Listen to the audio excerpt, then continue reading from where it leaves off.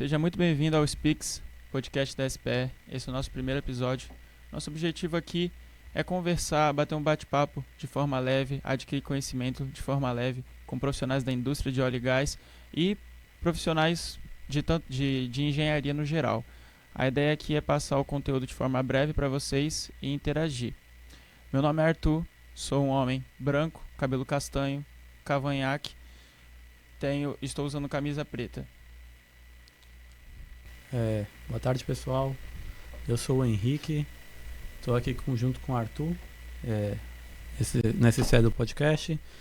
E eu sou um homem branco, jovem, cabelo curto, castanho também, uso brinco, estou com uma camisa azul e com a logo da SPE aqui no peito esquerdo.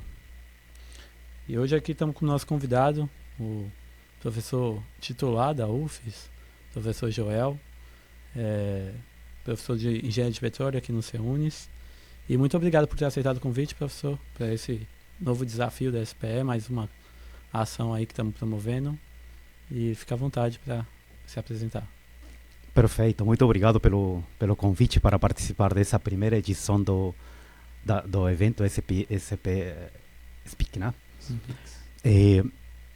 Sou Joel Romero, professor da Universidade Federal do Espírito Santo, homem moreno, cabelo curto, preto. Eu estou vestindo uma camisa listrada, branca, e uso óculos. Não tenho barba, já tenho uma certa idade, né? Sou bem mais experiente do que vocês. Uma satisfação enorme estar aqui presente, compartilhar um pouco da minha experiência, da minha vivência com vocês.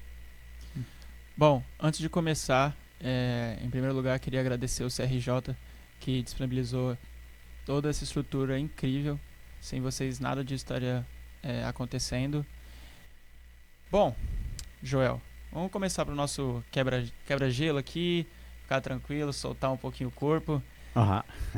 Se você tivesse num domingo completamente livre, o que você faria? Com família, praia, estudar? Bom, eu gosto muito de ficar em casa. E minha esposa gosta de sair com minha filha, gosta de ir na praia. Então o que a gente faz, tenta equilibrar os dois desafios, né? Quando eu tenho que escolher, fico em casa.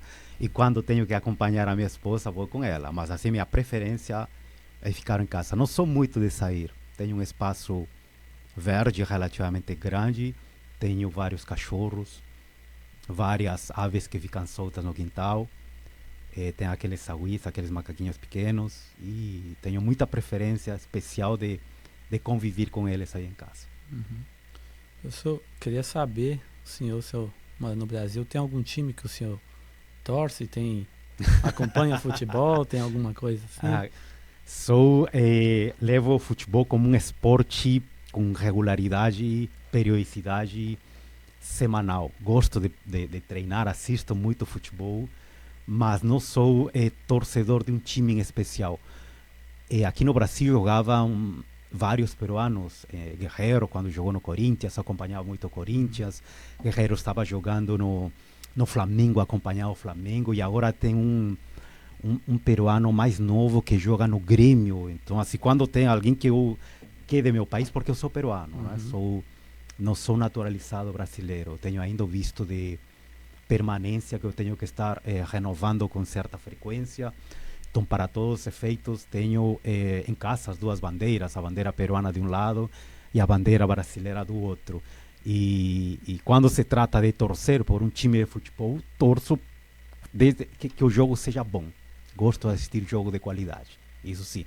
Então, seja time peruano, seja time argentino, seja time brasileiro, europeu, eu estou dentro, desde que o jogo seja bom. Também concordo. Aqui minha semana depende do futebol. Se o time vai bem, a gente fica com a semana de boa. Dependendo de como começa a semana, aí desanda tudo.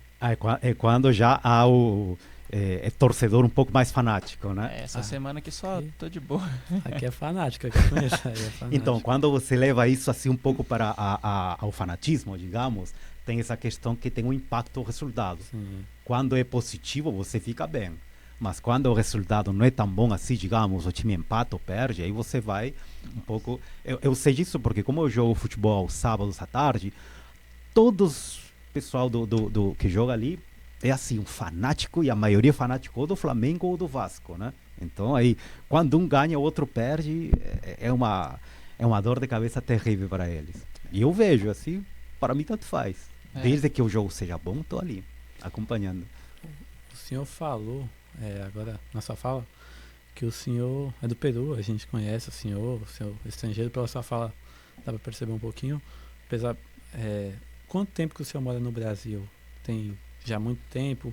Eu queria saber um pouco das diferenças culturais. Hoje você ainda sente? No começo teve mais impacto? Como é que foi essa transição de vir aqui para o Brasil? Sim, a minha história no Brasil começou em 1996, quando eu cheguei ao Rio de Janeiro.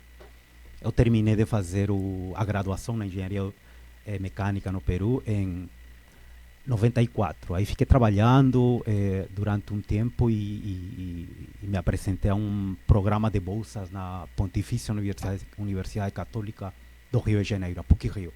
Ganhei a bolsa e terminei fazendo a mudança brutal de vida do Peru para o Brasil. Para vocês terem um pouco ideia de como é o processo de mudança, eu nem falava português, porque na época, estou falando de 1996, não era solicitado que o estrangeiro tenha fluência em português. Então você se apresentava, era aprovado e você tinha que se virar com o idioma. Então a primeira grande mudança foi coloquei o pé no aeroporto do Brasil, já chegando do Peru para o Brasil, o português. E tem uma questão que não sei se ajuda ou atrapalha, porque o português com o espanhol é muito parecido. Certo. A grande diferença é que no português há muitas variedades de sons, né? E no espanhol é apenas uma única acentuação. Já no português é uma quantidade enorme de... E para quem fala espanhol, pronunciar corretamente o português, porque você pode saber escrever, mas a pronúncia, repetir os sons é muito complicado quando você já chega com uma certa idade, que foi meu caso. Então, o primeiro grande desafio foi me adaptar ao idioma. O segundo foi a alimentação. O Peru é conhecido, que eu vou aproveitar para fazer a propaganda, é conhecido como a melhor gastronomia do mundo atualmente. Dentro dos 10 primeiros restaurantes premiados internacionalmente, acho que 3, 4 ou 5 são peruanos. Então estão nos primeiros lugares. Porque a comida é muito variada, porque há muito clima no Peru, então existe uma diversidade de pratos. Dizem que você não repete os pratos ao longo de um ano. Então você pode ter um prato de comida para todos os dias do ano. Então imagine, então eu estava acostumado com uma comida assim bem variada. E quando eu cheguei no Brasil, no Rio de Janeiro é feijão com arroz, né? Que assim, não é por desmerecer, mas a comida tradicional. A feijoada é muito boa e tal, mas se você procura variedade, não existe muito. Então esse foi a segunda grande mudança que eu tive que me adaptar. O terceiro, assim, e me virei tranquilamente. No terceiro é mais a questão no Peru, somos um pouco mais reservados, digamos assim, por nossa natureza. O peruano é mais quieto, mais calmo, mais reservado.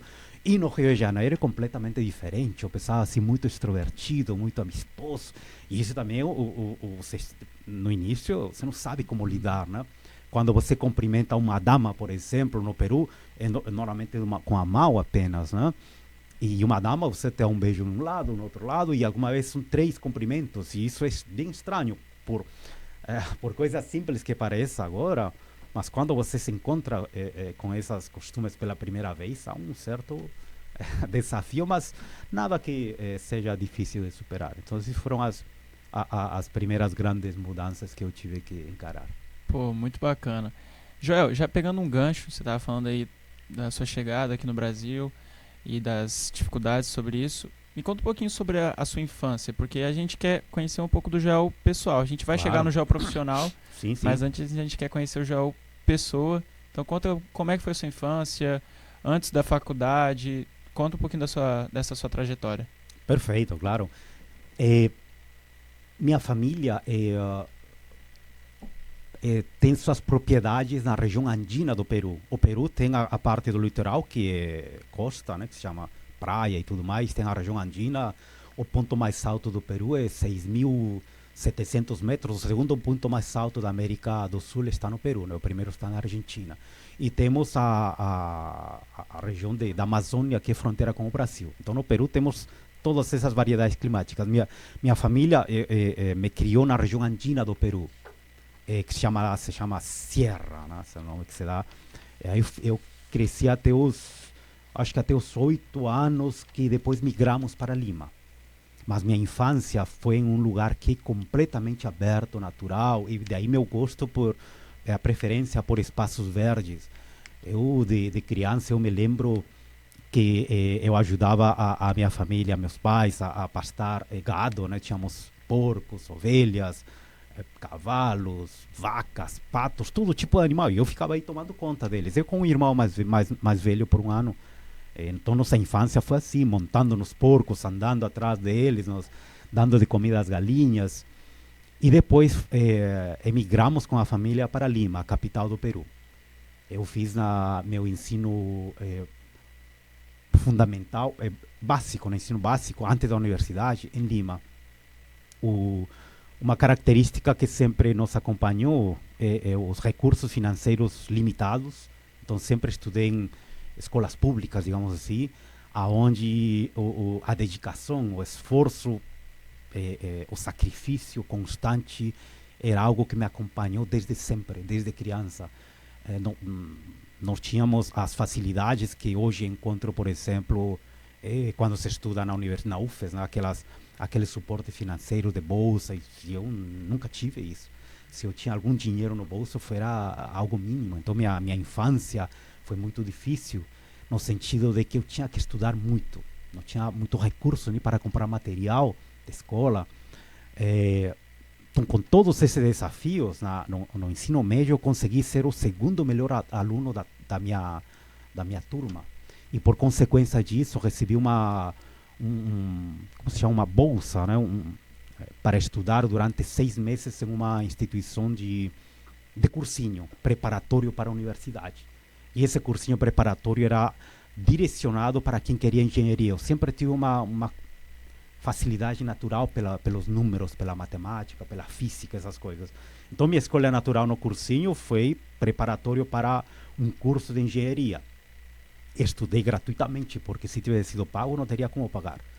Então foi uma questão que me foi levando para outra, né? O bom desempenho na escola me permitiu esse cursinho gratuito, e depois a facilidade por causa desse cursinho para ingresso na universidade. A universidade onde eu estudei se chama Universidade Nacional de Engenharia. É uma universidade onde tem todos os cursos de engenharia. Ela é muito disputada. Quando se faz o exame de admissão, é uma festa, porque as famílias chegam acompanhando os filhos, e as famílias ficam lá para que os filhos, uma vez que termina a prova, o recebam. E é muito concorrida essa universidade. Então, ser aprovado, passar, é toda uma festa para a família. Isso, meu filho está estudando nessa universidade. É como o MIT, digamos, guardando as distâncias, o MIT peruano. É muito, muito reconhecida essa universidade. Então, ingressei lá. Aí tínhamos alimentação gratuita, mas o restaurante universitário, mas tínhamos que encarar uma fila de 2 a 3 horas. Não tinha essa passarela coberta como você tem aqui na nossa UF. Você chega lá quanto tempo? 20 minutos, meia hora no máximo. A gente já reclama quando demora uns 20 minutos. Nossa. Deus abençoe a melhor que tem. Então isso era mas quando você não tem recursos para alimentação, você tinha que encarar a fila. E aí levamos nosso material para estudar na fila. E chegávamos, e a alimentação era boa, mas não era limitado no sentido que era restrito. Não tinha muita coisa boa, digamos, mas você saía lá com a barriga bem cheia, né? E alguns, o que sobrava, guardávamos no bolso, porque tínhamos que guardar comida para a noite. Então esse era o sacrifício estudar. Os livros também, a biblioteca nos fornecia, não tinha praticamente livros nenhum durante a universidade. Não tínhamos essas bolsas que vocês dispõem em iniciação científica, por exemplo, não existia na época lá. Esses auxílios que a universidade fornece aos alunos, a UFES, por exemplo, que eu sei que tem, não existia na nossa instituição. O que era muito destacado era a cobrança no sentido do desempenho. O aluno, para aprovar numa disciplina, as notas lá vão de 0 a 20. Você, para aprovar numa disciplina, tinha que tirar acima de 10. Você tirava 10.5, quem tirava 11 era um cara fantástico, quem tirava 12 ou 13 já era um cara que virava a genialidade. Então, alguém tirar 20, que equivalia a um 10, era praticamente impossível. As notas eram pouquinho acima do mínimo para aprovar, porque era muito exigente, você tinha muito cálculo, muita derivação, muitas integrais, aquelas questões que nossa universidade tem, mas lá a cobrança era muito intensa. A UNI, essa universidade, está sendo reconhecida inclusive por Estados Unidos agora por causa dessa qualidade dos alunos de graduação. É um negócio assim realmente espetacular. Então eu ingressei ali na universidade e consegui me formar como engenheiro mecânico. Qual era a característica? Depois eu devolvo a palavra para vocês, que nesse período da minha graduação houveram os movimentos guerrilheiros. O Sendero Luminoso e o Movimento Revolucionário Tupac Amaru foram dois dos maiores grupos terroristas do mundo. São considerados entre os mais sanguinários porque matavam muita gente, ingressavam nas universidades, impediam as aulas, faziam aquelas propagandas políticas, porque era um grupo assim, me parece, com tendências, seguia muito ao Partido Comunista Chinês. Esse era o que sempre eles divulgavam. Então isso atrasou muito o meu avanço na graduação, porque a graduação é 5 anos, eu terminei com 6 por causa desses problemas. Algumas vezes íamos para a aula e não conseguíamos entrar porque a universidade estava fechada, estava tomada por... Eles moravam lá dentro praticamente. A universidade tinha como se chama essa hospedagem, e esses grupos terroristas ficavam dentro da hospedagem. Por quê? Não era permitido ingresso da autoridade policial. A universidade era tratada como um ambiente restrito onde o polícia não podia entrar. Então os terroristas ficavam lá dentro, claro, com infiltrados, mas eles ficavam lá tomando conta. Eles tomavam conta do restaurante universitário, das bibliotecas, das salas de aula. Isso foi um período terrível, né? Mas finalmente, quando eu terminei a universidade, que foi em 94, pouquinho tempo depois, eles conseguiram ser expulsos das universidades. Mas meu período foi assim, o convívio, eles armados, né, dentro da universidade. Paralisação, teve greve, que aí fez você estender esse período, né? Sim. Você comentou rapidamente, o ingresso lá é vestibular, então não tinha, que nem a gente tem aqui, é o Enem, né? Você faz uma prova e aí joga para várias. Exatamente, você faz provas lá, provas presenciais, universidade, né? São dentro da universidade, são provas ao longo de 3 dias, né? Uma primeira prova de um conjunto de elementos, por exemplo, conhecimentos gerais, lógica, depois a parte de matemática e coisas do tipo, mas não é uma única prova, né? São várias provas. Então, é igual como era antigamente, né? Que na época dos meus pais ainda era assim. Quando acho que minha mãe, quando ela entrou na faculdade, foi quando teve o primeiro Enem, primeiro SISU, né? Que é o Sistema Unificado. Mas antes também, eles tinham que ir na faculdade, fazer as provas. Eu imagino que deve ser muito mais complicado, né? Bem complicado, porque um horário eles têm horário que se abrem aos portões da universidade e o horário em que o portão fecha. Digamos que fecha às 9 da manhã. Quem chega às 9 da manhã e 1 minuto já não entra mais. Então há muito disso, os jornalistas ficam ali na porta, porque não consegue entrar, né? Perde a oportunidade. Aí as provas, os exames de admissão são uma vez por ano apenas. Então é toda há todo um ritual que acompanha esse tipo de provas. É claro que aqui no Brasil, você quando faz o SISU, esse sistema, você consegue escolher várias universidades. Lá não, né? Você tem que fazer presencial a prova universidade por universidade. Então, se você não aprovou nessa universidade, na UNI, que é a sigla UNI, você vai ter que tentar outra, se inscrever e fazer. E se não aprova ali, vai passando para outra, né? É menos prática, digamos, mas é mais seletiva. Por isso que quem ingressa é realmente um aluno, você sabe que tem competência. É alguém que é persistente. Tem um custo, eu acho aí também, que é o deslocamento, né? Você vai sim. para a universidade, você tem que se deslocar para outra cidade, fazer toda essa questão de logística, então fica um pouco até mais complicado também. Claro, claro. O Enem, então, pelo menos o Enem aqui no Brasil, tem essa vantagem. Você faz a universidade na sua cidade e você consegue, tem essa vantagem. Você consegue pleitear vagas em qualquer lugar do Brasil. Em qualquer lugar. É assim que os nossos alunos da engenharia de petróleo aqui no CEUN SUFES têm chegado, né? Uma estatística mais ou menos que não é um número redondo, mas é aproximado. Apenas 5% de alunos da engenharia de petróleo são daqui da região de São Mateus. Inclusive, nós dois não somos, né? Tá vendo? E o resto são de fora daqui do município. E se as provas fossem presenciais, isso não seria possível. Porque, em princípio, faz a prova presencial quem mora na região, né?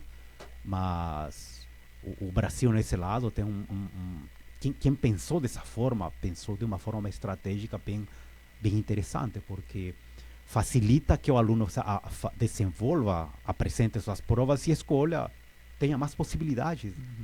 Então facilita muito o ingresso do aluno para a universidade. Não sei se conseguem ver a grande vantagem para quem quer estudar aqui no Brasil, sair do ensino médio para a universidade. A possibilidade de ingresso é grande. E uma vez que você ingressa na universidade, você tem mecanismo de suportar dentro. Mesmo então você pode não ter dinheiro por parte da família, mas você consegue recursos na universidade para se sustentar. Basta ser uma pessoa dedicada, competente, entender que tem prioridades na vida, que para quem estuda a prioridade é estudar. Para quem tem um cargo de gestão, a prioridade é ter um cargo de gestão.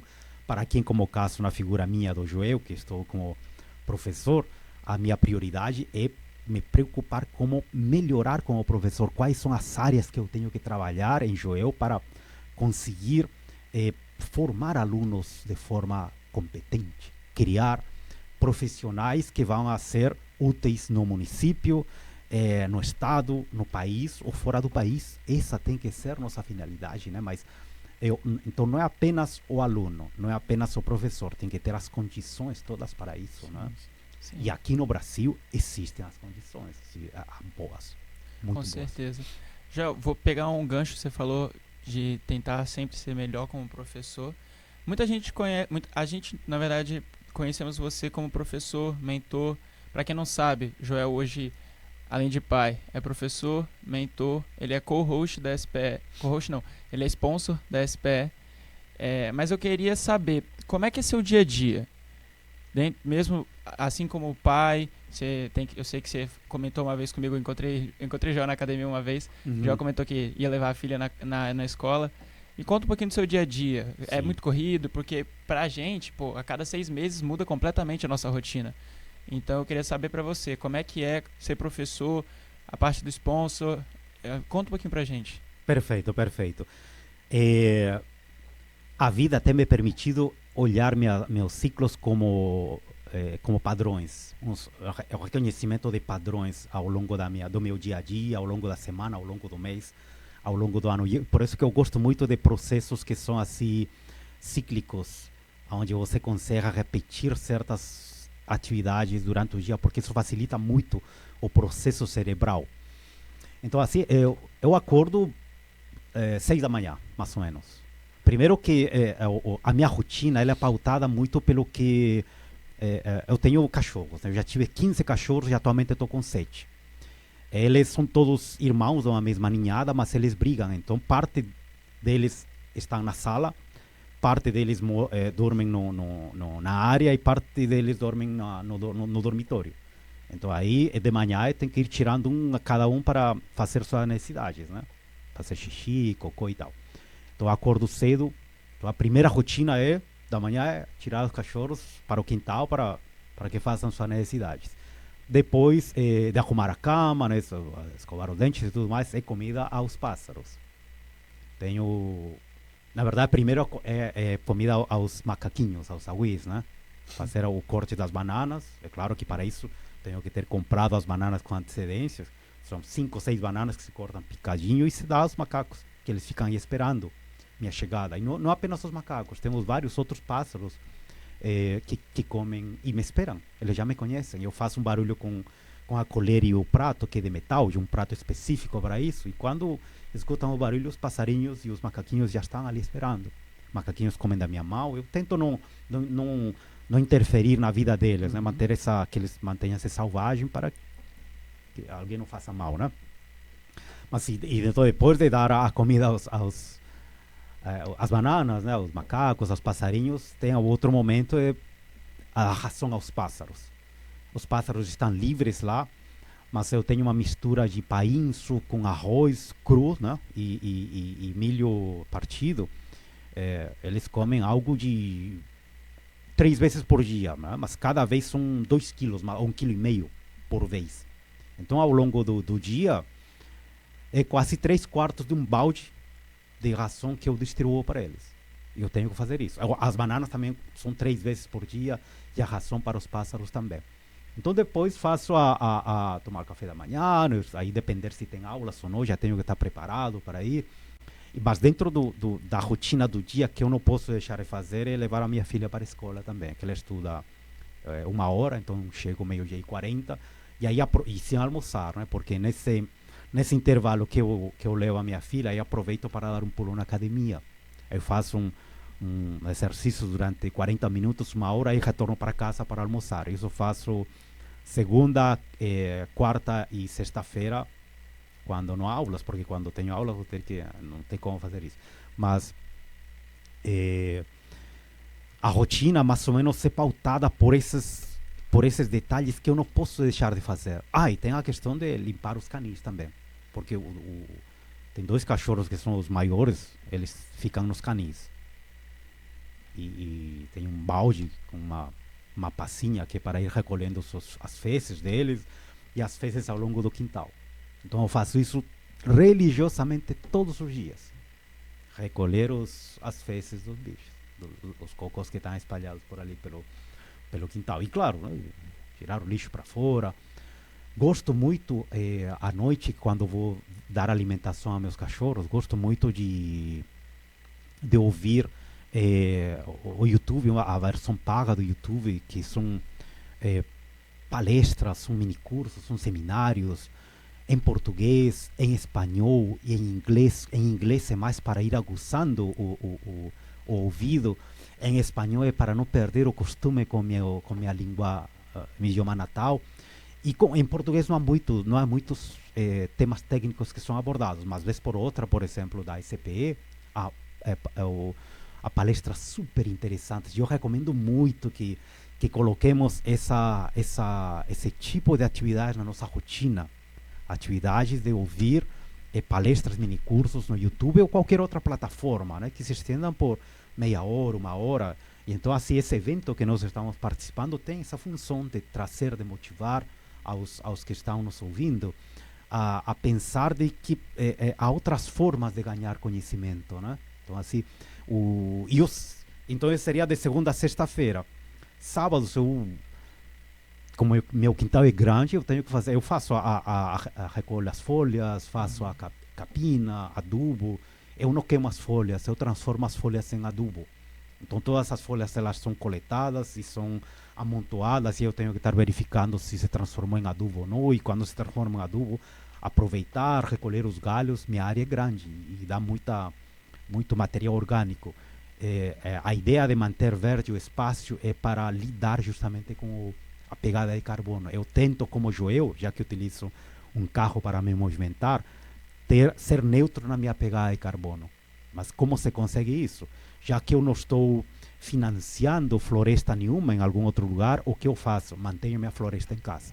É por isso que eu tenho como prioridade não cortar nenhuma árvore lá dentro. Não queimo as folhas, porque eu sei que as folhas, quando você queima, você libera o CO2. Né? O nosso público ali, a nossa audiência, sabe que as plantas, o verde, ele tem uma coisa que é fantástica, não é? Eles se alimentam de algo que nos é prejudicial.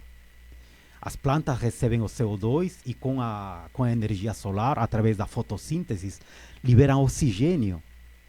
E o que é benéfico para nós, né? Nós recebemos o oxigênio e o CO2 que é ruim é absorvido pelas plantas. Eles, então são uma máquina de transformar algo que é prejudicial, que é o CO2, em algo que é benéfico, que é o oxigênio. E se nós conseguirmos entender essa mecânica do processo natural, vamos ver que é importantíssimo manter as plantas dentro de casa, o verde. E o verde não serve apenas para isso, para neutralizar sua pegada de carbono. Você está dando espaço para os pássaros. Os pássaros que estão lá, que eu comentei com vocês, que eu alimento, eles estão livres, não tem ninguém preso. Nem meus cachorros estão presos, né? Todos estão livres. Mas por que eles ficam lá? Porque ele tem espaço para ficar, tem seus ninhos, né? Vez por outra aparece um gato para tentar caçar eles, mas faz parte da natureza. Então isso é importante. E preservar o verde é fundamental. O Rio Preto, o lugar onde eu moro, é um espaço muito verde, mas há muitas pessoas que cortam as árvores. E quando eu vejo alguém cortando lá, eu já reclamei com meus vizinhos. Alguns não gostam de que eu faço. Claro, reclamar no sentido, por que você está cortando, isso é ruim, que não sei o quê, fica tão bonito. Eu tento apelar pelo lado visual, porque não vou ir lá falar, olha que CO2, que oxigênio, que não sei o quê, né? Mas realmente é bonito. Se você olha apenas, você tem um panorama lindo, né? Mas tem todo aquele outro suporte técnico que é fundamental. Em algum momento lá na frente, eu penso levar isso a um lado, montar umas placas, criar um ambiente de divulgação dentro do bairro Rio Preto para preservar nossa natureza. Eu já fui até membro da, como se chama, desse grupo de moradores, Associação de Moradores do bairro Rio Preto. Durante 1 ano e meio participei. E eu pretendo voltar depois, mas olhando a nossa preservação do espaço verde. Então assim, para fechar essa minha rotina, sábados, a parte então de fazer a limpeza no quintal, à tarde eu vou a jogar bola. Assim, jogamos bola de 3h30 até as 5 da tarde, futebol, né?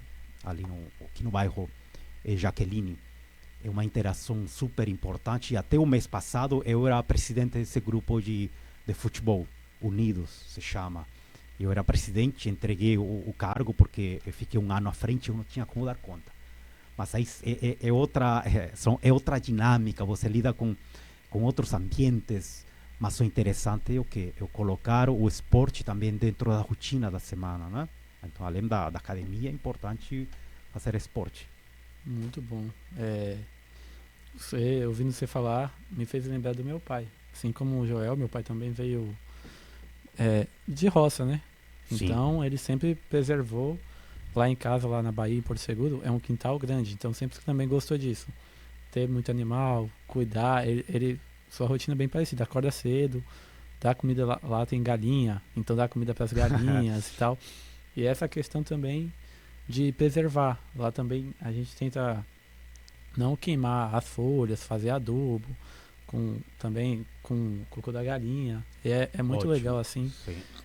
Eu acho que a qualidade de vida também sua, num ambiente desse, para sua filha, que vai crescer num ambiente desse, é totalmente diferente do que ela crescer em uma cidade, morar dentro de um prédio. Então, é uma vivência, uma qualidade de vida, uma experiência, eu acho, totalmente diferente, para além da questão do carbono que você comentou. Então, exatamente. Você cria, você está passando a mensagem para a próxima geração. Eu sou assim porque meu pai era assim também, né? Você que comentou, meu pai era assim, gostava muito dos animais, da natureza, da liberdade, né? Você não podia manter preso ninguém.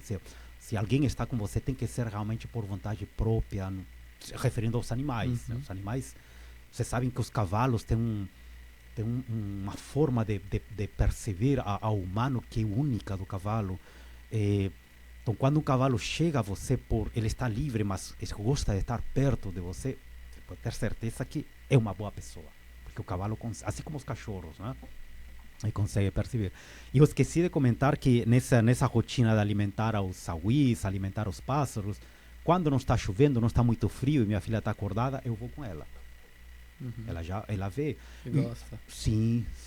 Eu tenho aprendido a mecânica dos sauís. Vocês sabiam que os sauís, quem carrega os filhotinhos, é o macho? Eu não sabia. Uhum. O sagui é pequenininho. O sagui, quando nasce, ele é assim. E o impressionante do sagui... Claro, o sagui adulto, ele não é grande, né? É um negócio pequeno, mas o filhotinho é um negocinho assim, e ele anda aqui pendurado no cangote. Às vezes são 2 ou 3 no mesmo. E eu achava que era fêmea, mas depois não. Descobri que é o macho. É o macho que encarrega os filhotes. E outra característica, eles evoluem muito rápido. Em questão de 2, 3 semanas, aqueles saguicinhos que são assim, completamente indefensos, em 2, 3 semanas estão pulando daqui para lá.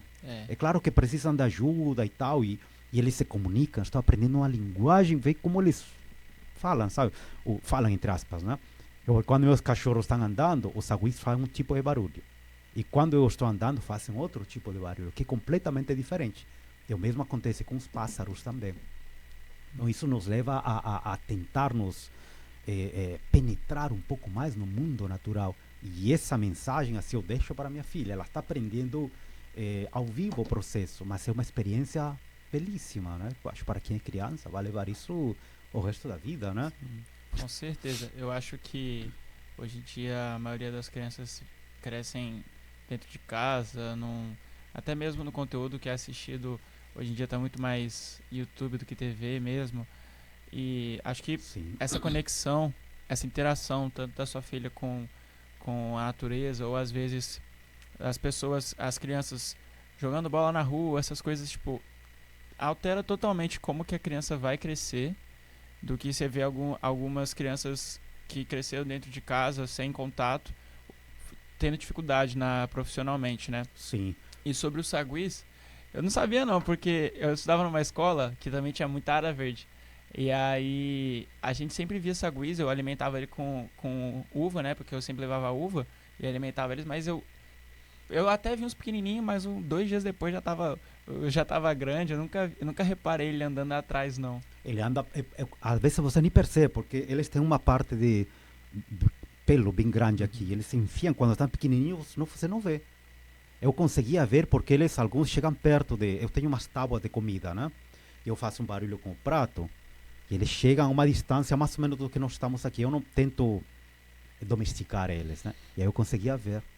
E o impressionante, eu esqueci de comentar, é que o processo de amadurecimento deles é claro que é na escala de vida deles, né? A escala, eu não sei quanto eles vivem, mas o humano vive 70, 80 anos, né? A depender qual seja. Mas o período de evolução dos filhotinhos é 2 semanas, 3 semanas já estão praticamente quase independentes. 2 ou 3 semanas para um humano não é nada. Com que idade o bebê humano torna-se independente? Com alguns anos. Uhum. E isso nos leva a pensar de outra forma o processo evolutivo do humano comparado com qualquer outro ser vivo é completamente diferente. Nós somos o filhote humano é completamente dependente durante muitos anos. Já os outros não. Mas por que nós conseguimos desenvolver mais nossa capacidade cerebral, né? E aí nos leva a outras reflexões, que é o nosso cérebro, como ele começou a evolucionar, e isso que me encanta também dentro de ouvir essas palestras, mini cursos no YouTube, porque te fazem pensar o que mais importa do humano, assim, de nossa parte, né? É o cérebro. E outra questão é por que a necessidade de fazer esporte, fazer de uma forma periódica, né? Umas 3 vezes por semana, 1 hora por cada vez, porque você está acumulando energia para quando tenha uma certa idade, você chega lá nos 70, 80 anos, consiga manter sua independência.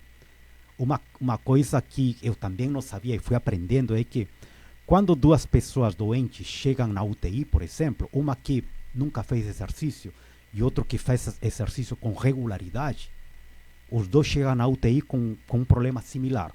Aquele que tem a chance de sobreviver é aquele que faz exercício. E aquele que nunca faz exercício tem a possibilidade de sair vivo mínima. Porque quando você faz exercício, a tua resistência aumenta. Vocês sabiam que nossa panturrilha é o segundo coração do ser humano? Eu também não sabia, aprendi. Então, quando vocês façam algum esporte, tentem fazer desenvolvimento dessa parte inferior, que normalmente a gente deixa para outro momento, mas imaginem vocês com 80 anos. ou 90. Vão precisar de um suporte de alguém. E isso depende muito de como vocês investiram, utilizaram o seu tempo ao longo da sua juventude. E o esporte. Mas tem que ser um esporte feito com regularidade, onde você se compara contra você mesmo. E o esporte, o estudo, a boa alimentação, tudo isso influencia para termos uma vida longa e saudável. É tudo um pacote, né? Você não pode, exatamente, é você tem toda que uma mistura equilibrar tudo, assim, você equilibra o estudo, equilibra o esporte, você equilibra, e eu vejo que pelo que o senhor falou da sua rotina, você tem uma rotina bem equilibrada, né? Sim, O sim. espírito, o corpo, a mente, sempre se tentando exercitar, e eu acho que é por isso que o senhor tem chegado onde tem chegado hoje. Recentemente, queria parabenizar, o senhor conquistou o título de professor titular da UFES, né? E foi na quarta-feira, né? na quarta-feira. Perdão, na terça-feira, né? Hoje é quinta, então foi 2 dias atrás. Isso, foi. Então, eu queria saber, entender como é que foi para o senhor ser professor, como é que o senhor chegou ali, o senhor já, desde quando o senhor fazia faculdade lá no Peru, engenharia mecânica, o senhor já queria ser professor? Foi algo, quando você percebeu que você tinha o dom para isso, ou que você gostava, ou como que foi se aprimorando com o tempo? Como é que foi essa carreira? A escolha, né? Não foi algo que eu tinha muito claro. Quando eu era adolescente, o único que eu tinha mais ou menos claro era que eu queria ser um engenheiro. Meu pai queria que eu fizesse medicina, mas eu escolhi a engenharia. Quando ingressei ao programa de pós-graduação, ao mestrado, ao doutorado, não tinha ainda a ideia de ser professor. Isso foi acontecendo mais naturalmente quando eu concluí o doutorado, que foi em 2003, e eu continuei trabalhando como engenheiro de pesquisa ali na PUC-Rio. E aí comecei a me questionar um pouco mais, vou fazer o quê, né? O que eu vou voltar para o Peru ou vou ficar por aqui no Brasil? Então comecei a colocar na mesa as possibilidades, voltando ao Peru ou continuando aqui. Então foi mais uma questão assim de escolha, dado o cenário que no momento estava se apresentando para mim. A dinâmica da vida, né, nos ensina que você pode, é bom planejar, né? Você fazer seu planejamento, o que você vai fazer daqui em 2030, 2035, né, 5, 10 anos para frente. Mas você tem que estar atento aos processos de mudança, à dinâmica que acontece dia a dia, semana a semana. Então, quando eu terminei a coisa certa que eu tinha na cabeça quando terminei o mestrado era retornar para o Peru. Tá, isso estava muito claro para mim. Eu só não retornei porque me ofereceram durante o doutorado um tema de pesquisa bem interessante e que ia me permitir sair do Brasil e viajar para Estados Unidos. Esse assim foi o compromisso de quem na época foi meu orientador, que é o professor Márcio Carvalho, hoje uma pessoa reconhecidíssima, não apenas no Brasil, no mundo todo, pela competência que ele tem. Eu fui seu primeiro aluno de doutorado dele, porque ele tinha acabado de retornar de Estados Unidos. Ele fez seu doutorado em Minneapolis, na Universidade de Minnesota. Depois ficou trabalhando em empresas americanas. Eu acho que foi a Imation ou a 3M, dessas empresas americanas, e depois retornou para o Brasil. Quando retornou, eu fui o primeiro. Ele me convidou para trabalhar e iniciamos o processo. E então aí, terminei o doutorado. Também eu não pensava muito bem o que eu ia fazer depois. No dia a dia, né? É que meu doutorado assim, foi bem exigente, bem cansativo, porque quando eu não estava no Brasil, eu estava em Estados Unidos. Eu viajava praticamente todos os anos. Eu não tinha muito tempo para pensar em mim. Comecei a ter isso um pouco mais claro quando eu terminei o doutorado e comecei a trabalhar como engenheiro de pesquisa, ali na própria universidade, no Rio. Comecei em 2003, aí veio 2004, 2005, e eu comecei, mas eu vou continuar assim, o que eu vou fazer daqui a 5, 10 anos? Vou continuar nessa atividade? E se não for isso, o que poderia ser? E aí começou a questão, né? o grande X da questão, a preocupação, digamos assim, por fazer algo diferente. O ambiente era excelente onde eu estava, tinha um salário bom, o melhor lugar praticamente para trabalhar na época, mas decidi sair porque eu me vi na necessidade de trilhar meus próprios caminhos, desenvolver meu próprio percurso e não estar diretamente limitado ou vinculado a alguém no crescimento profissional, me refiro, né? Eu estava com o professor Márcio, excelente pessoa, mas eu sentia a necessidade de alguma mudança, e essa mudança aconteceu naturalmente. Fui para a engenharia mecânica na UFES em Vitória como pesquisador visitante, e em 2008, então nessa época eu já estava começou minha ideia de ser professor em 2006, mas foi não algo que eu tinha planejado. Foram as circunstâncias que me foram levando para isso. Em 2008 eu me efetivei como professor aqui em São Mateus, né? na Engenharia de Petróleo São Mateus, e como eu tinha o título de doutor, ingressei como professor, qual a categoria inicial? Adjunto. Tem adjunto, tem associado e outra categoria titular. Vejam como é o processo. Você ingressa como adjunto, depois de adjunto 1, depois de 2 anos, você monta um processo enorme e encaminha para avaliação. Aprovado, vai para o adjunto 2. Repete o processo. Um monte de documentos a cada 2 anos. Passa para o adjunto 3. Processo novamente a cada 2 anos, vai para o adjunto 4. Depois, chegou no adjunto 4, passa para associado 1. Cada 2 anos. Todo o processo, a cada 2 anos. Associado 1, associado 2, associado 3, associado 4. A característica dessas etapas é que você acumula documentos e faz todo o envio digital para alguém avaliar. A interação é apenas, está faltando um documento, você tem, pronto, você não precisa apresentar, defender, fazer uma exposição oral, nada. É simples, é todo um processo interno da universidade. Muda quando? Quando você termina associado 4 e passa para a próxima classe, que é titular. Aquilo que eu fiz 2 dias atrás. Por quê? Você tem que montar uma banca de professores titulares. De 4 professores titulares. Um que seja da universidade e 3 que sejam externos. E quem seriam esses professores titulares? Alguém que tenha uma certa tangência com a pesquisa que o candidato, no caso eu, desenvolvo. Que seria algo com a parte de petróleo, na parte de energia e coisa do tipo. Então você tinha que, essa é a parte mais complicada, encontrar quem vai ser sua banca quando você vai ser titular. Porque a pontuação eu sei que eu tinha, porque eu faço a conta e tal. Mas encontrar os professores, membros externos para compor a banca é difícil. Primeiro que nem todo mundo aceita. Eu não conhecia ninguém. Como que eu consegui esses professores? Porque eu sou coordenador do PRH, que é o Programa de Recursos Humanos da Agência Nacional de Petróleo, que temos aqui no curso de Engenharia de Petróleo. E nós temos um grupo, são 60 coordenadores no Brasil. E temos um grupo de WhatsApp para agilizar a troca de informações, troca de experiências. E aí eu comecei a olhar a quienes eram professores titulares e a quienes poderia convidar. Foi através desse contato que eu consegui minha banca para professor titular.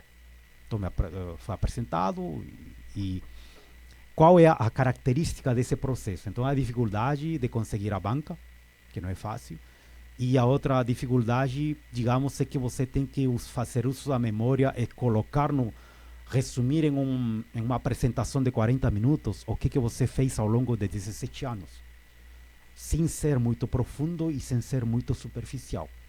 Na verdade, são 2 documentos que se apresentam. Um documento que é um documento de 80 páginas, que a banca lê, e outro que é a apresentação, né? A apresentação própria feita em 40 minutos. Então, foi assim que me tornei professor titular, e ser professor titular é algo que ainda está... Há uma frase que o brasileiro utiliza muito, pelo menos o pessoal do futebol já ouvi falar, entre aspas, né? Abre e fecha aspas. A ficha ainda não caiu, né? Assim, no sentido de que estou com a cabeça ainda em outro lugar. Mas o concreto é que eu não vou ter agora a necessidade de a cada 2 anos fazer essa montagem de documentos e estar apresentando. Não tenho mais isso. Porque você chegou no topo da carreira. O topo da carreira, imaginem, quando você está no ensino médio, você tem muitos alunos. Quando você ingressa na universidade, há menos alunos do que do ensino médio. Ingressa no primeiro semestre, né? 50 calouros. Quantos se formam desses 50? 10 ou 5, sei lá.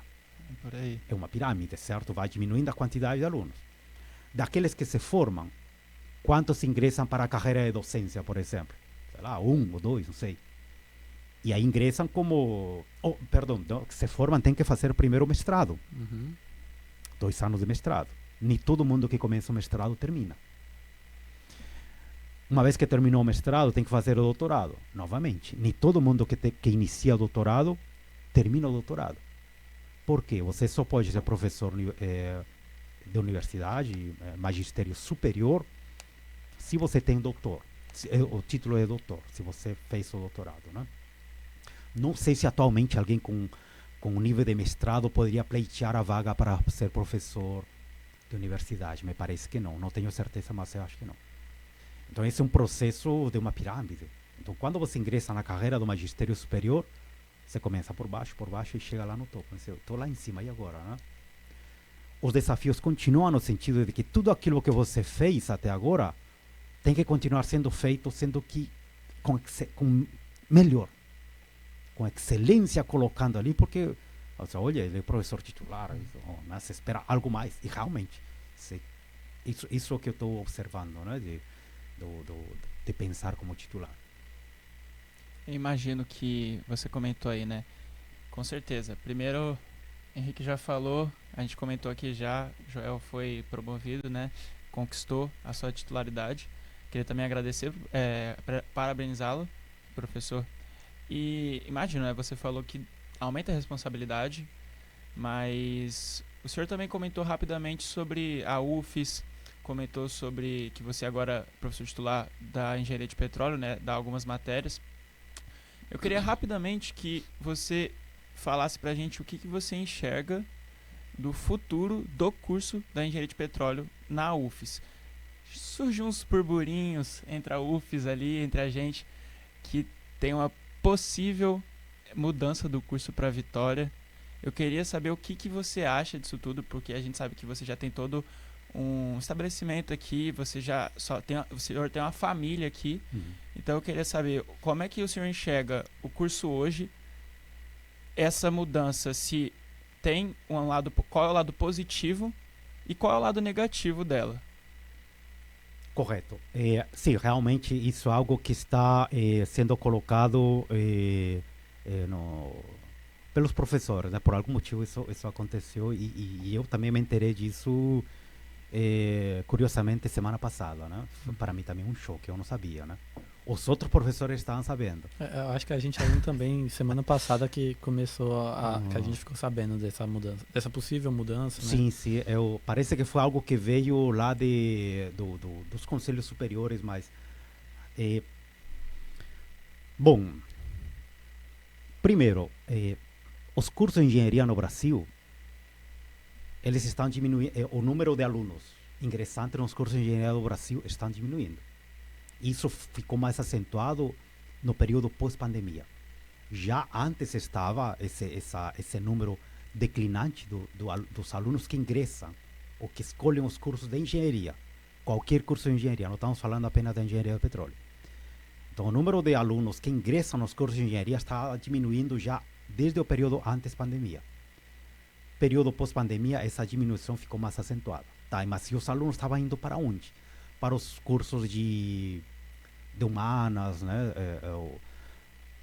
Por qual motivo? Não sei, mas essa é uma realidade. Então a pergunta para mim, quando me colocaram essa ideia de que da necessidade da ideia, da possibilidade do curso de Engenharia de Petróleo mudar para Vitória, qual era o argumento? De que há poucos ingressantes no curso de Engenharia de Petróleo aqui. Mas então, se você olha o quadro como um todo, não é um problema local, é um problema nacional. Mudar um curso que está instalado aqui desde 2007, 2006, mudar para Vitória é uma mudança drástica. Imagina se e qual é o motivo disso tudo? Aumentar o número de ingressantes. O que garante o aumento do número de ingressantes quando o curso for para Vitória? Se o cenário de número de ingressantes no curso de engenharia está declinando em todo o Brasil. É um esforço muito grande para fazer a mudança e o risco de não resolver o problema é alto também. Não há como garantir de que isso vai ser resolvido. Outra argumentação que eu vi era que os estágios iriam melhorar quando o curso eventualmente fosse migrado para Vitória. Mas os estágios que os alunos conseguem não são em Vitória. Os estágios que a maioria dos alunos da engenharia petróleo conseguem são em Macaé, são no Rio, ou alguns conseguem estágio aqui na região também. Que eu saiba, não há estagiários nossos em Vitória. Ou arredores, né? Vitória, Vila Velha, por ali. Então também uma outra motivação de fazer a mudança, não existiria uma garantia de solução. Então qual seria realmente o motivo de mudar? Isso já é uma escolha mais, me parece, pessoal de cada professor. Sim. Alguns professores, por questões de acesso, eventualmente, segundo eles, facilidade de acesso a recursos de pesquisa, segundo eles também, pensam que lá em Vitória é mais fácil. Mas um recurso de pesquisa implica necessariamente que você tenha um bom currículo. Como é que alguém que nunca fez pesquisa aqui em São Mateus vai fazer pesquisa em Vitória? Lá é mais difícil, porque há mais concorrência, há mais professores. Há outros cursos de engenharia de petróleo em Vitória. Não seria único. Quando eu olhei assim rapidamente, eu encontrei vários cursos de engenharia. Não sei se eles todos estão ativos ou não, mas acho que eram 4 cursos de engenharia de petróleo em Vitória. Então a concorrência, aqui seríamos únicos, lá não. Há todo um cenário por trás, mas eu particularmente não sou favorável. Mas o curso mudar ou não, isso não depende de mim. Né? Eu integro, além do curso de engenharia de petróleo, quando eu cheguei em 2008, eu já começamos a pensar na implementação do programa de pós-graduação naquela época, o qual se concretizou em 2011. Esse programa de pós-graduação em energia se concretizou em 2011 com o nível de mestrado e em 2024 com o nível de doutorado. Então, vários professores do curso, 3 comigo, né? Não são vários, então são 3. Somos professores permanentes desse programa de pós-graduação em energia, que está aqui. O programa de recursos humanos, que tem recurso envolvido, agora também está sediado no Departamento de Engenharia e Tecnologia, que está aqui. Se o curso vai para Vitória, como é que vai ficar o recurso, o dinheiro para isso, as bolsas? O programa de pós-graduação em energia integra também o PRH. Então há umas mudanças que envolvem muito, que vai ter muitas consequências, se realmente o curso for para Vitória. Consequências podem ser boas, algumas vão ser eventualmente, para os mais interessados, né, que são alguns professores, e outras não vão ser. É uma mudança assim Radical. difícil. Levantou alguns pontos, mas eu acho que tem mais um monte de pontos aqui que não dá tempo da gente levantar aqui. Claro. É uma mudança muito complexa, eu acho, essa questão. Eu acho também que tem pontos. Eu perguntei pro senhor dos pontos positivos e negativos. Eu acho que existem bastante de cada lado e no final acaba que fica uma decisão mais pessoal. Por exemplo, para mim seria muito interessante porque eu sou de lá. Então eu acho que isso influencia na opinião de alguns professores e nossas discussões aqui nos alunos, porque a gente ficava, como é que vai ser? Vai ser direto? Aí alguém falou, não, vai ser para 2027, mas vai manter o pessoal aqui, e aí os ingressantes que foram começando a entrar vão entrar já em Vitória. E aí quando todo mundo terminar aqui, encerra o curso aqui. Entendeu? Então, é tudo ainda muito incerto, tudo muito novo, muita preocupação. Cada hora uma informação nova, cada hora uma coisa nova. Então, eu acho que, mesmo se for, não tem como ser para agora, porque por conta disso, eu acho que é muito complexo. Tem que discutir ainda os alunos, né? Eu acho que esse movimento tem questão, a gente vê o professor e tal, mas os próprios alunos de engenharia de petróleo ainda não sentaram E discute todos os alunos assim do curso? Porque eu acho que o principal é uma mudança para beneficiar o curso, mas os futuros engenheiros de petróleo são os alunos. Então eu acho que essa opinião ela tem que ser levada à tona, tem que ser levada em consideração na hora de levar, porque eu, por exemplo, sou calouro, entrei agora, não estou estabelecido ainda, mas o Henrique está terminando o curso, então ele já tem tudo dele aqui. Imagina amanhã eu ter que falar para o Henrique, pô, você vai para Vitória, larga tudo que você tem aqui e vai para lá. É complicado, então a gente já imaginava que se isso acontecesse ia divergir bastante as opiniões entre as pessoas. E Satana, a gente falando do curso de engenharia, a gente vai falar um pouco da indústria aqui, bem rapidamente. Como é que você está enxergando hoje? A gente vê muita discussão sobre transição energética, eu acho que é o jargão da vez, né? A bola da vez. A bola da vez, todo mundo está falando, tá essa questão bem acentuada. A gente vê a exploração da margem equatorial. Como é que você enxerga o cenário de energia, o cenário de petróleo, tanto criando uma visão assim, local e nacional? O que você enxerga aqui no Espírito Santo e também nacionalmente? É um tema um pouco controverso.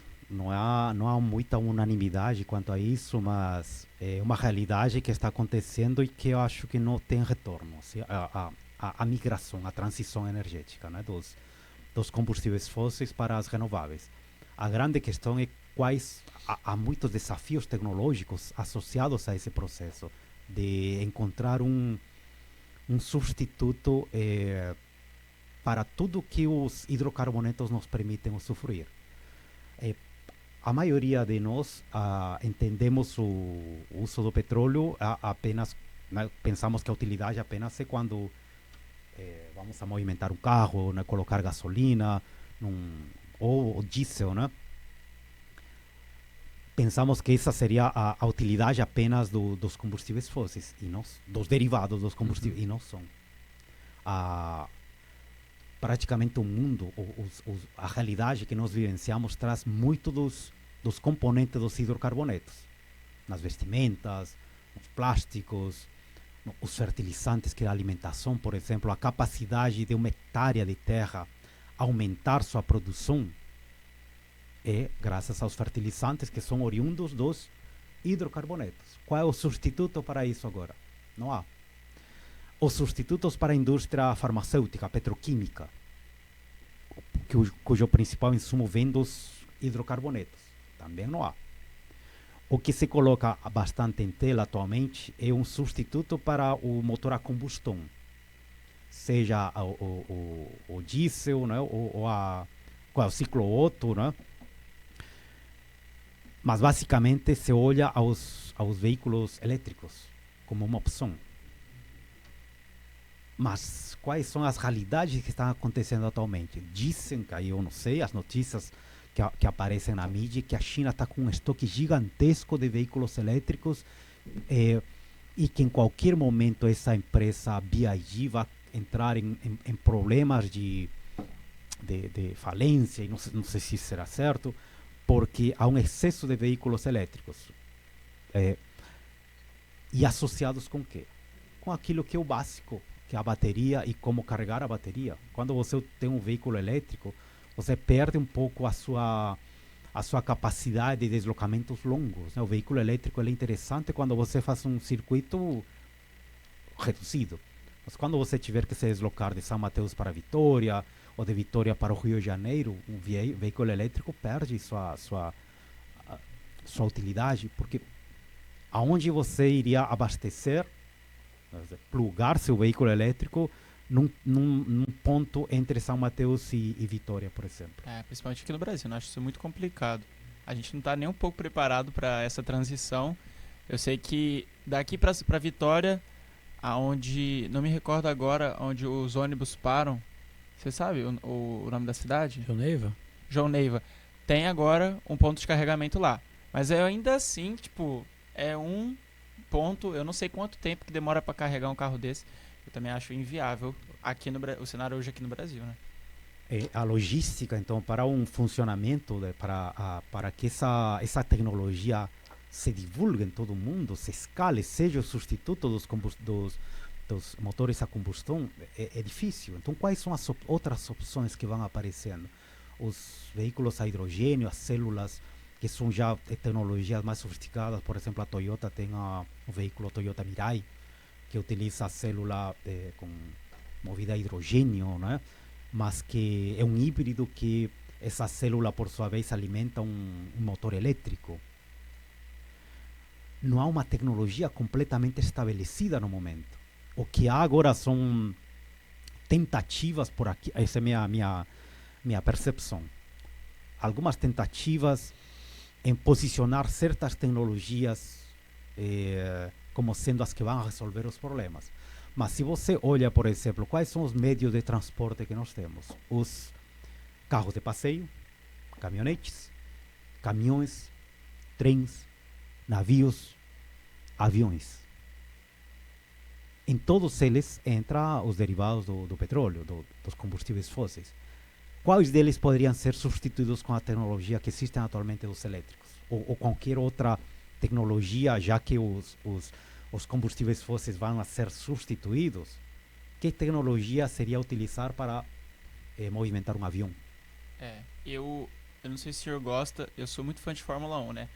E, pelo menos nesse esporte, eles utilizam muito para esse experimento de tecnologias. Então, as grandes empresas, elas investem muito. Inclusive, esse ano está entrando a Cadillac e a Audi com um baita investimento, porque cada vez mais eles estão com a ideia de motores híbridos, né? Explorando mais a eletricidade, mas também tem um lado que já não vê que isso vai para frente, como as equipes que já estão na Fórmula 1. Então, esse ano está tendo uma discussão lá, para 2030, para o próximo regulamento, de qual que será o motor. Então, muitos estão querendo a volta do V8 com a entrada dos combustíveis biodegradáveis, né?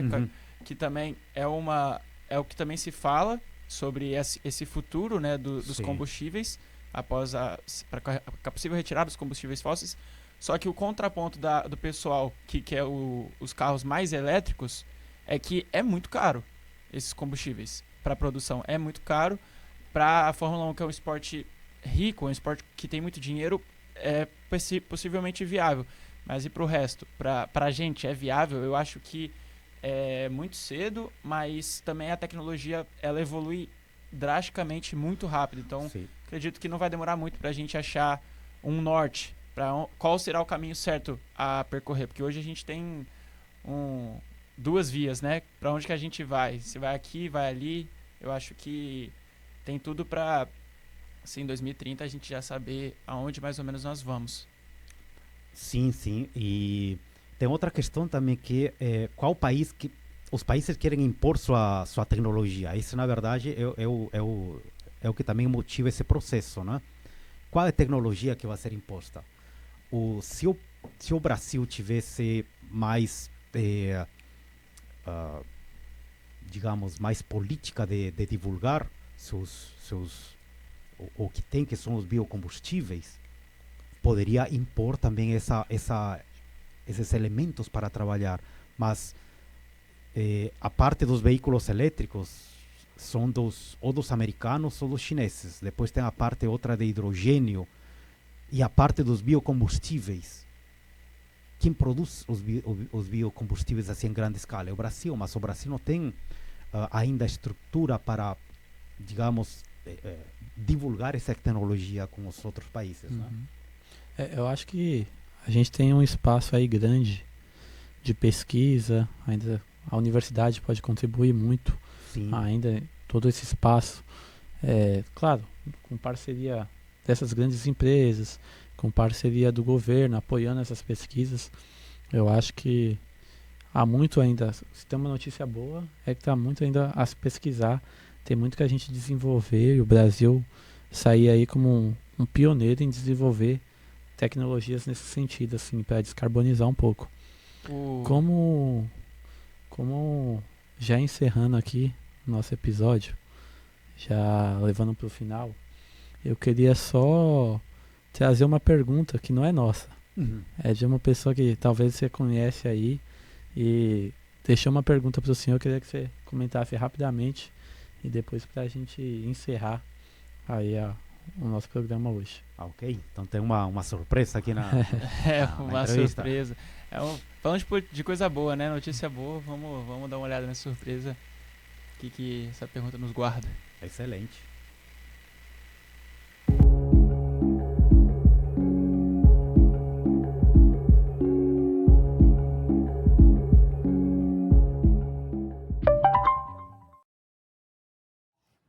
Fala pessoal, passando aqui para deixar essa mensagem para o professor Joel, meu orientador de projeto de graduação, orientador de iniciação científica e grande mentor na minha passagem na UFES, em São Mateus, e eu não poderia deixar de prestar essa homenagem. Eu tenho 1 minuto aqui para gravar esse vídeo. Eu quero que o Joel comente mais sobre uma grande lição que ele sempre deixou para seus mentorados aí em São Mateus, que é a lição de buscar fazer o que é certo e de retribuir pelo que a gente recebeu. Joel sempre tentou, durante sua jornada como meu orientador, enfatizar isso, buscar fazer o que é certo e retribuir, né? Ou seja, compartilhar com a nova geração o que a gente recebeu da geração anterior. Queria saber de onde você tirou isso, de onde você tirou essa filosofia de vida, Joel.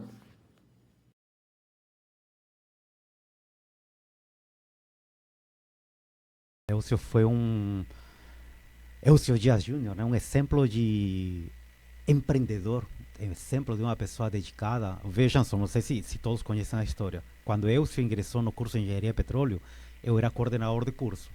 Ele veio da Bahia, então eu recebi ele no primeiro semestre. E eu me lembro muito dessas primeiras interações, porque ele teve um problema de saúde e teve que se afastar por algumas semanas ou alguns meses, me parece, e aí conversou comigo, me explicou e tal. E acho muito interessante a forma dele se posicionar, mesmo sendo muito novo, que ingressou, estamos falando do primeiro período, né, calouro. Tinha uma forma muito bacana de se expressar para a idade ser tão nova assim, né? Então aí começamos a interagir bastante nas disciplinas, na iniciação científica, no projeto de graduação 1 e 2, acompanhei todo o seu percurso ingressando como estagiário na Petrobras, e uma das questões, por exemplo, que ele colocou nesse processo era como fazer a escolha da sua caminhada para o futuro. Ele estava fixado em uma empresa específica, né? Eu não vou falar o nome porque estou com medo de errar, mas ele queria saber como proceder, se ficava esperando essa oportunidade ou poderia ir trilhando outros caminhos. E aí ele foi fazendo outros estágios até chegar na empresa que gostaria, né? E nossa interação assim sempre foi interessante. O Elcio foi fundador da empresa Energy Junior e mais recentemente da empresa do Clube Carvi, né? Que é o Clube Carvi agora tem uma abrangência internacional. Mas respondendo à pergunta do Elcio, isso me faz lembrar desde a época que eu estava no ensino médio. Eu esqueci de comentar com vocês, mas minha facilidade de matemática foi também motivada porque eu tive um professor. Era um professor de origem asiática, porque ele não falava muito bem o espanhol. No Peru temos muitos visitantes, digamos assim, do Japão e da China, migrantes, né, que se posicionaram no Peru. E um deles era professor de matemáticas meu. E uma vez eu me lembro, vejam só, como a história, né? Ele ia existir um concurso de matemática entre escolas. E dentro da nossa sala de aula, escolheu a 3 alunos para representar a nossa escola e competir com a outra. Eu fui um desses alunos. E ele nos dava aulas gratuitas durante os finais de semana, sábados e domingos, para poder representar a escola e participar. Eu só me lembro do rosto dele, eu não me lembro do nome. Então aí eu me formei, terminei e depois, analisando o processo, eu vi que meu ingresso na universidade foi porque ele me facilitou, me ajudou me deu aulas gratuitas durante os finais de semana para ganhar expertise com a parte de matemáticas. Foi por isso que eu tive um bom desempenho no ensino médio, ganhei aquele cursinho gratuito que eu comentei com vocês e aí entrei na universidade. Então, uma etapa levou a outra. E eu pensei nisso uma vez quando um amigo brasileiro que jogava muita bola conosco, um cara espetacular de jogar bola, perguntou, pô, Joey, como você chegou aqui no Brasil? Por que você escolheu isso, né? Por que você escolheu vir estudar no Brasil? E aí eu procurando as lembranças, eu me encontrei com esse professor do ensino médio, que eu só me lembro o rosto, eu não me lembro do nome. E era alguém que eu queria ter conhecido para agradecer, sabia? Eu sei onde minha escola e tal, mas eu não lembro do professor. Como que eu vou na escola e pergunto por alguém que eu não sei quem é? Então, esse é um dos grandes lamentos que eu tenho, não ter registrado, né, na memória o nome do professor. Mas qual foi então minha forma de agradecer a ele? Passar para os outros o que ele fez por mim. Ele fez isso de uma forma gratuita, durante bastante tempo, e me permitiu, me colocou nos primeiros degraus da caminhada que eu fiz. Sem ele eu não estaria aqui. Por quê? Não teria desenvolvido minhas habilidades com a matemática, eu não teria ingressado nessa universidade de engenharia, não teria vindo para o Rio de Janeiro, Brasil, e não estaria aqui. Então, isso foi uma pessoa, claro, além da minha família e tal. Eu coloquei como uma forma de mostrar gratidão essa questão de ajudar aos outros no sentido de conhecimento, não ajudar com nota. Sou terrível com nota. Para mim, um 0,1 você tem que ganhar com competência. Mas no sentido de entender, conversar, dar conselhos, não é porque eu saiba muito, não é porque quando você ganha idade, ganha experiência naturalmente. Isso é algo inegável ao processo de vida. Na medida que você vai envelhecendo, vai ganhando experiência. E você fica mais atento a vários detalhes. E uma das coisas que muito me chama a atenção é o cérebro, o funcionamento do cérebro. Essa é uma das coisas, por exemplo, que fica ali na questão para posteriores estudos, né? Que isso ajuda a todo mundo a ter um melhor desempenho. Eu acho que tem sempre um professor. Acho que na história de todo mundo, né? É uma profissão assim contemplada com isso. São verdadeiros mentores e é uma profissão, acho que tem que ser mais valorizada em todo sentido, tanto socialmente como financeiramente, com remuneração, porque eu acho que toda história de uma pessoa ser um professor, é um mentor, é alguém que te auxilia, e para além do que você disse, para além de academia, né? É com às vezes algumas lições de vidas, algumas coisas assim, filosofias de vidas que fazem a gente se espelhar e crescer também. Sim. Eu acredito que essa sua contribuição, essa sua meta de vida que foi comentada agora é justa. A gente tem que querer fazer o bem ao próximo, tem que querer fazer o nosso melhor e sempre pensando em todo mundo e não só na gente. Então, tudo isso que você falou, eu acho que vai ajudar muita gente, iluminar muita gente que está acompanhando a gente hoje. Para encerrar, estão pedindo já, falando que deu nosso tempo. Ok, sim. Mas eu queria só agradecer ao senhor por participar daqui do nosso primeiro podcast. Tenho certeza que foi muito bom, melhor do que eu e Henrique a gente imaginava que seria. Como primeira vez que a gente faz tudo é sempre complicado, mas muito obrigado por dispor do seu tempo. Queria agradecer também ao CRJ, dispor de novo dessa estrutura fenomenal, todo o arranjo que foi feito para isso aqui estar podendo acontecer hoje. E que fique o convite, ficou muito assunto para a gente falar ainda, mais da indústria, que fique o convite para a gente repetir esse nosso encontro e falar de um pouco os assuntos mais técnicos, que acredito que também o senhor tem muito a agregar para a gente que a gente não sabe e para o pessoal que acompanha a gente. Muito obrigado. CRJ, pessoal, que é o Centro de Referência da Juventude. Ele fica aqui localizado em São Mateus, no bairro Ayrton Senna, para quem não sabe, tá bom? Uma estrutura fenomenal. E esse espaço aqui ele é principalmente para garantir os direitos da juventude. Então, vem conhecer, vem apoiar também. Como o Arthur falou, um espaço incrível, toda essa estrutura aqui. E não tem só esse espaço aqui não do podcast, viu? Tem muito mais coisas, tem muito a agregar para você que é jovem. Então, vem dar um pulinho aqui. Se você não sabe onde é que é, pode mandar mensagem pra gente no nosso Instagram, que a gente te ajuda, te traz até aqui também. E é isso, só agradecer. Acho que não poderia estar num espaço melhor, com pessoas melhores. Agradecer aí ao Daniel, ao Rafa, ao Marco, ao Vitor aí, todo o apoio aí aqui e todos os colaboradores do Centro de Referência da Juventude. Mais algum apontamento, professor? Perfeito, eu quero agradecer. Só tem uma pergunta. Opa, sim. Só a última para fechar aqui. Claro. MSR ou MEA, qual você prefere? Modelagem e simulação de reservatórios. Porque a simulação é uma ferramenta fenomenal, né? Eu quero agradecer o convite. É uma honra para mim poder ter feito parte desse momento histórico, não é? Espero que tenhamos realmente outras oportunidades. Ficaram vários temas no ar, a revista Lager, o próprio PRH, falar um pouco mais do capítulo, né? Que são ações, por exemplo, que são feitas de forma voluntária por alunos, de uma forma a motivar, mas claro, fica para outro momento. Com certeza. Estou à disposição. Agradeço o espaço, lembrar que estamos falando do capítulo estudantil SPUFES, que fica no curso de Engenharia e Petróleo, na Universidade Federal do Espírito Santo, Campus São Mateus, norte do Espírito Santo, 210 quilômetros da capital Vitória. Então, estão convidados a participar do curso e aqui do evento com essa regularidade sempre.